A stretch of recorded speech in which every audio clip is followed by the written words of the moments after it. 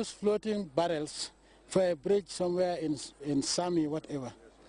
I realize that unless you study something, as a head of state, they will always cheat you. So I developed an interest in studying structures. What I'm talking about is that nowhere in the world would you have a vehicle getting out of another highway into another highway at a 90 degrees angle. You must give what we call allowance to flow into the traffic, what we call the slow lane. As you are going into the highway, there is a lane dedicated for vehicles just entering. And that is why when you go to a place like the US, you have what we call the fast lane. And if you're on the fast lane, you don't stop.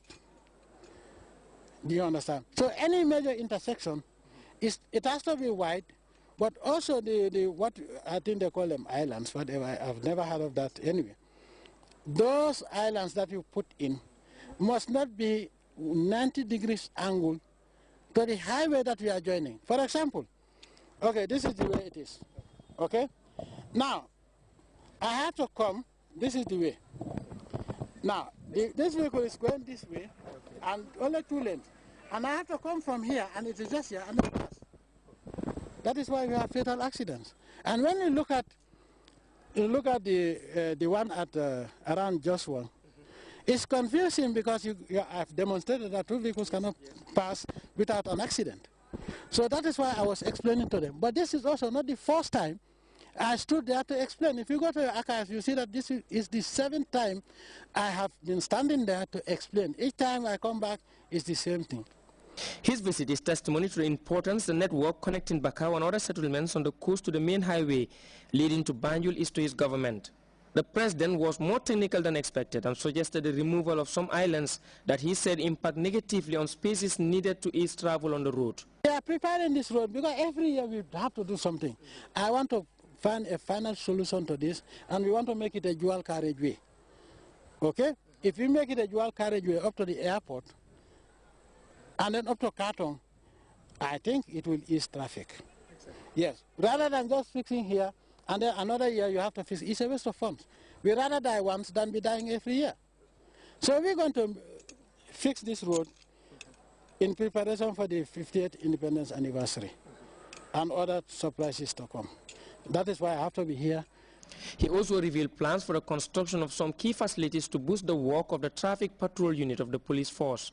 You meet up with a policeman, they tell you you are traffic. They have an offender. They take him to a police station where you have other common criminals. Now, why can't we build that place?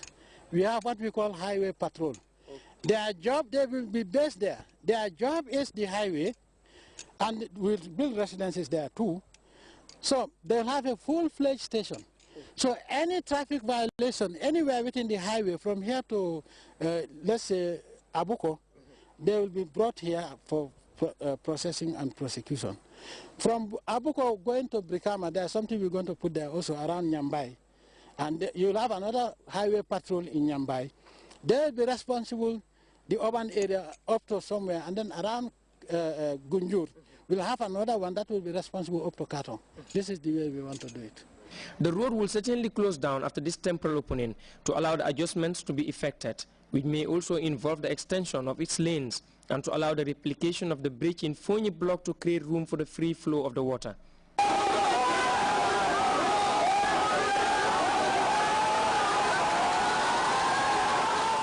His inspection attracted attention within these usually silent environs, drawing the whole neighborhood out on the street, surprised to see their president going more practical.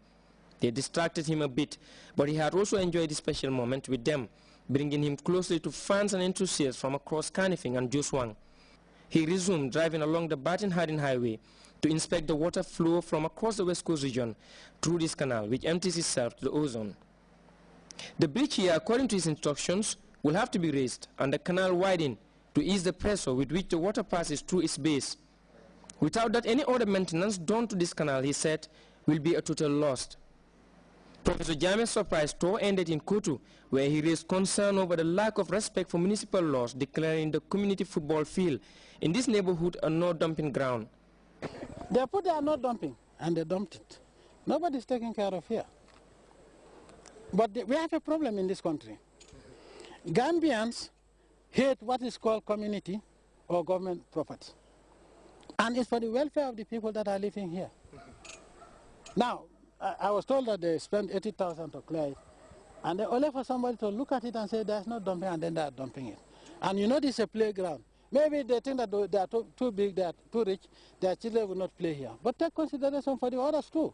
It was already dark before the president returned to the State House, taking with him the massive public appreciation manifested during this marathon inspection of facilities constructed for their use. It was important for them to know that this is a president who places premium